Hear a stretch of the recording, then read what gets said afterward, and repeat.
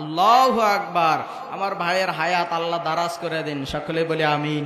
আর একবার বলি না আমিন। যে যত বেশি তাকবীর দিবে আল্লাহ পাক সুবহানাহু ওয়া তাআলা কাল কিয়ামতের ময়দানে তাকে এই রকম ফেরেশতা দিয়ে স্লোগান দিয়ে জান্নাতে নিয়ে যাবে। জোরে বলি সুবহানাল্লাহ। প্রিয় হাজিরিন, আমাদের সবচেয়ে বড় পরিচয় হলো আমরা মুসলিম।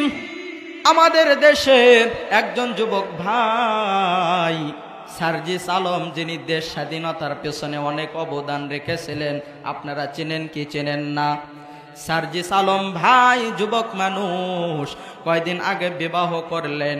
এই বিবাহ তিনি করেছেন, অনেক চাকরিজীবী মেয়েরা তাকে অফার দিয়েছে, অনেক বড় লোকের মেয়েরা তাকে অফার দিয়েছে।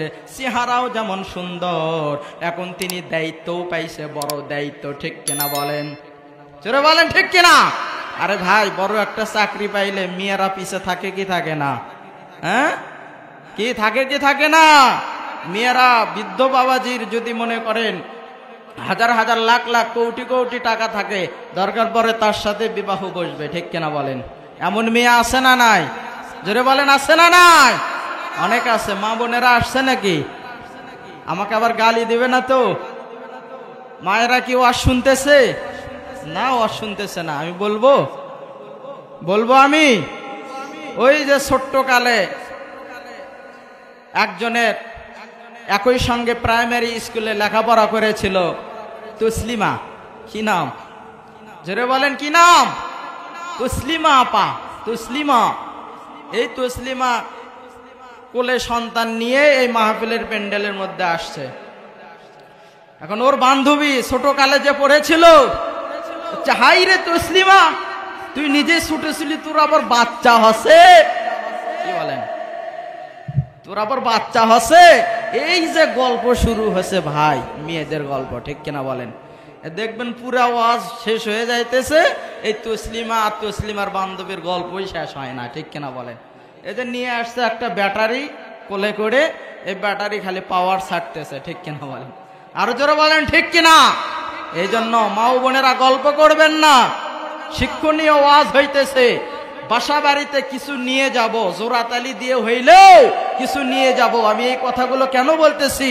বাংলার জমিনে প্রত্যেক গ্রামে গ্রামে পুরা সিজন, শীতের সিজন ওয়াজ হচ্ছে কি হচ্ছে না? এরপরেও কি হিদায়েত আছে? হিদায়েত নাই। ধনিয়ালের এই যুবকরা যারা বিবাহ করছে, বাড়িতে গিয়ে বলবে হুজুর একটা আসছিল, ফাটাফাটি ওয়াজ করছে। কি ওয়াজ? জোরে বলেন, কি ওয়াজ? ফাটাফাটি। এখন বউ জিজ্ঞাসা করছে কি ফাটালো? হ্যাঁ, বউ কি করছে? কি ফাটালো? তা বলতে পারবো না। তাহলে ওই কি ওয়াজ শুনছে? চলে বলেন, ওয়াজ শুনছে? তাহলে এই ফাটাফাটি ওয়াজ শুনে কোনো লাভ হবে? আমি এরকম ফাটাফাটি ওয়াজের দরকার নাই। জোরাতালি দিয়ে যদি কিছু আমল নিয়ে গিয়ে নিজের মা, নিজের মেয়ে, নিজের সন্তানদেরকে নিয়ে ছোট্ট একটা আমলও যদি এখান থেকে নিয়ে গিয়ে বাড়িতে আমল করি, যে ফিরোজ কবির সিদ্দিকী হুজুর বগুড়া থেকে এসে বয়ান করেছিল, আমলের বয়ান, এই আমলটি আমরা আজ থেকে আমাদের ফ্যামিলির মধ্যে চালু করলাম, তাহলে আজকের মাহফিলও সফল, আপনাদের বয়ান শোনাও সফল, এবং যতদিন আমল করবেন নেকি লিখবেন ফেরেশতারা। ঠিক কিনা বলেন?